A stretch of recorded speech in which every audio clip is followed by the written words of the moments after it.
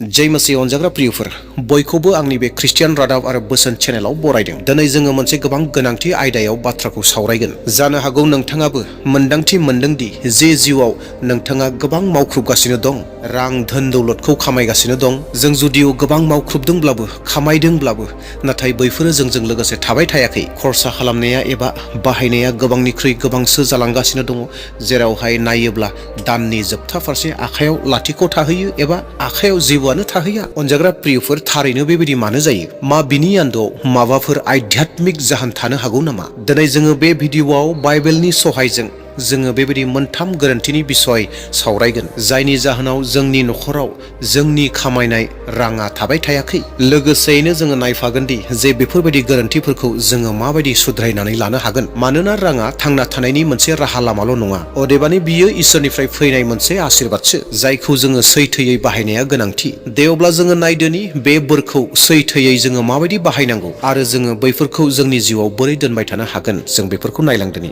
सेथि गोरोन्थि बेनो जाबाय गोबां लुबैनाय एबा लुभ आरो मेटारियेलिज्म, बस्तुबाद, बेसादारि सान्थौ, बेसादखौल' गोनां होनना फोथायनाय। इंलिसाव बुङोब्ला ओरैहाय जागोन ग्रीड एन्ड एक्सेसिभ मेटारियेलिज्म। बाइबेलनि बायदियै जोंनि बे मोनसे गिदिर गोरोन्थिया जोंखौ रांनि आंखाल फारसे लानानै थाङो। बेनो जादों लुबैनाय, ग्रीड आरो गोबां मेटारियेलिज्मआव थानाय। गोथार बाइबेला 1 तिम'थिनि 6:10 सिरियाव ओरैहाय बुंदों, इनायनि गुदिया रां लुबैनायानो। बे बोसोनाव मोनसे गोथौ रहस्यजों बुंफबनानै थानाय बाथ्रा दं। जों जुदि फैसानि उन मिसिबनानै खारोब्ला आरो संसारनि बुस्थुफोरखौ सिमा गैयै लुबैयोब्ला, अब्लाना जोङो जिखिनिखौ हायो बेनि अधिकआव एबा गोबाङाव थांनानैबो खरसा खालामहैयो। जों सरासनस्रायै गोबांखौनो बेबायदि नुनो मोनदोंदि गोबां बेसेन गोसानि गाननाय जोमनायखौ बायनाय, गारिफोर बायनाय आरो गोबां बेसादफोरखौ बायनाय, जायफोरखौ मोगथाङाव गोनांथियानो गैथ'वामोन,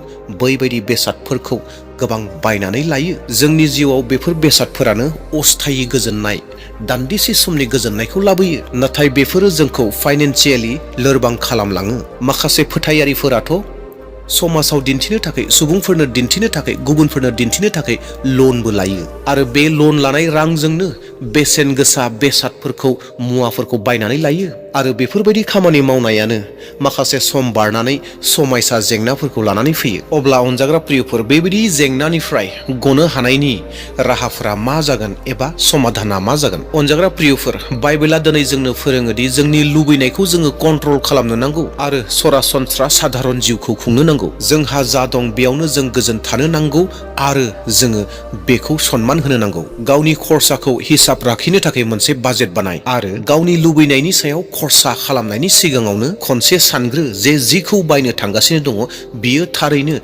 जोंनि थाखाय एबा आंनि थाखाय गोनांथि मारना, बे बाथ्राखौ सानग्रो। बेबायदि साधारन साननायानो एबा बेबायदि साधारन सोलायनायानो सैथो फारसे बाहायनायाव एबा सैथो फारसे दोननायाव मदद मोनगोन। दिनै जों बेखौ मोनथिनाया गोनांथिथारदि बायजोआरि दिन्थिनो थाखाय बबेबा बेसादखौ बायनाया जोंनि थाखाय सैथो गोजोननायखौ होनो हाया। सैथो गोजोन आरो सान्थिया बैयावल'सो दं जेराव सैथोयै जों खामायो आरो जेराव जों गोनांथियाव खरसा खालामो। जिउआव कन्ट्रलखौ लाखि, जेन नोंथांनि धोन दौलतआ नंबां जाबांहै बाहायजाया। नैथि गोरोन्थि बेनो जाबाय दान होनो रोङै आरो गोरिबफोरखौ मुगैनाय। अनजाग्रा प्रियफोर, बाइबेला जोंनो मोजाङै फोरोङोदि जे जोंनियाव थानाय जि धोन दौलत दङ, बे धोन दौलतआ जोंनि बेक्तिगत पार्सनेल सुख सान्तिनि थाखायल' नङा एबा केबल गावनि सुबिदानि थाखायल' नङा। जोंनियाव थानाय धोनखौ गुबुननो होनायनि गेजेरजों आरो गोनांथि जानाय सुबुंफोरनो होनायनि गेजेरजोंसो जोंनि धोन दौलतआ आशीर्बाद गोनां जायो। बेनिखायनो इसोरनि गोथार बोसोन माथाइनि 25:40 सिरिया ओरैहाय बुङो, आंनि बिदा फंबायफोरनि सोरबा दुइसिनथारनि थाखाय मावनाया आंनि लागै मावनाय जादोंमोन। जेब्ला जोङो जोंनियाव थानाय धोन सम्पतिनिफ्राय इसे बाहागोखौ जों जुदि दान होयोब्ला, अब्लाना जोङो जोंनि जिउआव इसोरनि बोरखौ बांहोनानै लायो। दान होनायनि गेजेरजों जोङो गोसोआव मोनसे गोजोननायखौ मोननो हायो आरो बेबो सैथोदि जों जि समाजाव थायो बेनि जौगानायावबो जोंनि अंशदान होनाया थायो। जेब्ला जोङो खालि गावनि थाखायल' थांनानै थायो आरो हावरियाफोरखौ नेवसियो एबा नुनानैबो नुयै बायदि खालामो, अब्लाना बियो जोंनि गोसोनि गोजोननायखौल' सेनानै लाङो बे नङा, नाथायब्ला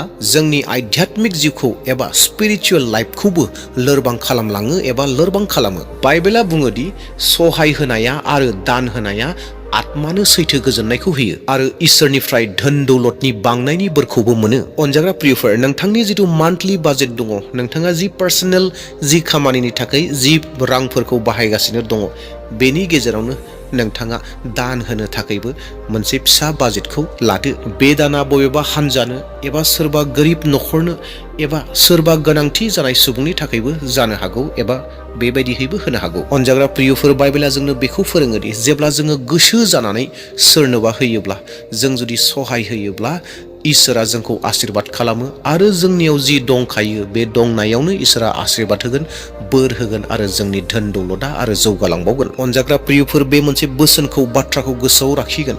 होग्रा जायोब्ला खमायलाङो बे नङा, होग्रा जाब्ला बांलाङोसो। थामथि गोरोन्थि बेनो जाहैबाय गाज्रि लोगो आरो गाज्रि खामानियाव रांखौ बाहायनाय। बाइबेलाव बे बाथ्राखौ ओरैहाय रोखा रोखायै बुंदोंदि गियानिजों लोगो जाफादो, नोंबो गियानि जाफागोन।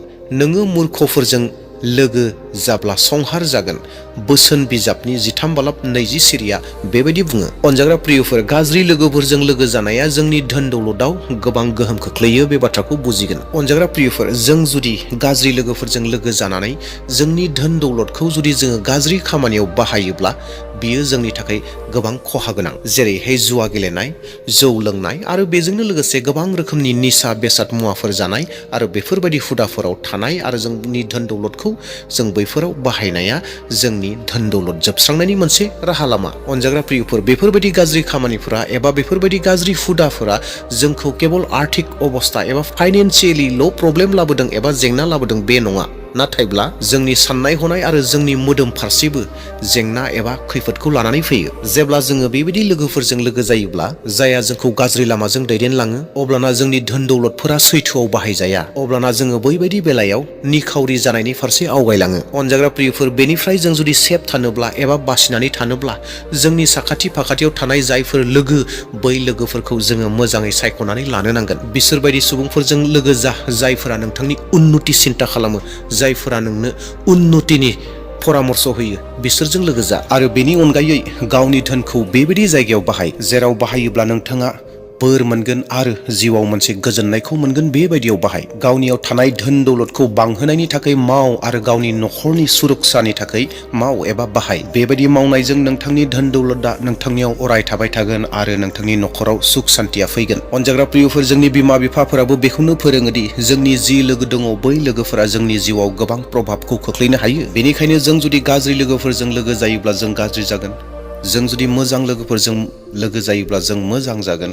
बेनिखायनो लोगोआ जोंनि जिउआव गोबां प्रभाबखौ खोख्लैनो हायो। बेनिखायनो मोजां सैथो लोगोखौ सायख'ना लानाया गोबां गोनांथिथार, जेन जोंनि जिउआव अरायबो पजिटिभ थिंकिंआ थाबाय थायो आरो धोन दौलता जेन थाबाय थायो। बेनि थाखाय मोजां लोगोखौ सायख'नाया गोनांथि। अनजाग्रा प्रियफोर, दा जोङो बे मोनथाम गोरोन्थिनि बिसय मोनथिनो हाबाय। दा बेखिनियावनो मोनसे सोंलु फैयोदि जे जों बेफोरबायदिनिफ्राय बोरै बारग'नो हानो, बे मोनसे सोंलु फैयो। प्रियफोर, बाइबेला जोंनो परामर्श होयोदि जों जे इसोरनियाव फोथायनायखौ लाखियो। बेनिखायनो माथाइनि 6:33 सिरिया ओरैहाय बुङो, गिबियावनो बिनि रायजोखौ नागिरग्रो आरो धोरोमियाखौ नागिरग्रो, बिनि उनाव गासैखौबो नोंनो होदेरनाय जागोन होननानै माथाइनि 6:33 सिरियाव बुङो। अनजाग्रा प्रियफोर, दिनै जों मा खालामनांगौ, बे जाहैबाय जोंनि जिथु हास्थायनाय, जोंनि जिथु फार्स्ट प्रायरिटि, बे फार्स्ट प्रायरिटिया इसोरा जानो नांगौ। जों इसोरनो सेथि प्रायरिटिखौ होनो नांगौ आरो बिनि हास्थायनायखौ जोङो मावनो नांगौ। आरो बिनि अनगायैबो जोङो आर'जआव अरायबो नांथाबनानै थानो नांगौ आरो इसोरनिफ्राय अरायबो बोरखौ मोननो थाखाय आर'जखौ दोननो नांगौ। आर'जआव सैथो खुलुमनाय, सिबिनाय,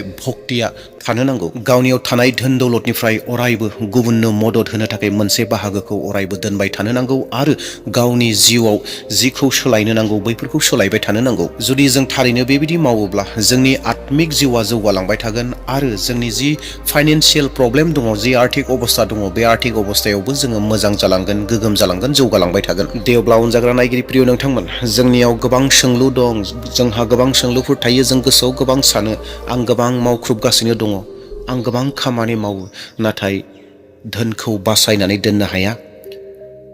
दाननि जोबथा फारसे हिसाब खालामोब्ला आखायाव जेबोआनो थाहैया बेबायदिखौ जों मोनदांनो हायो। अनजाग्रा प्रियफोर दिनै जोङो बे भिडिअनि गेजेरजों जे मोनथाम गोरोन्थि सरासनस्रा गोबां फोथायारिफोरहा जाबाय थायो जों बेखौ सावरायबाय आरो बे गोरोन्थिनि थाखायनो जों जुदियाव गोबां मावख्रुबदोंब्लाबो जोंनियाव गोबां धोन दौलतफोरा अरायनि थाखाय थाबाय थाया।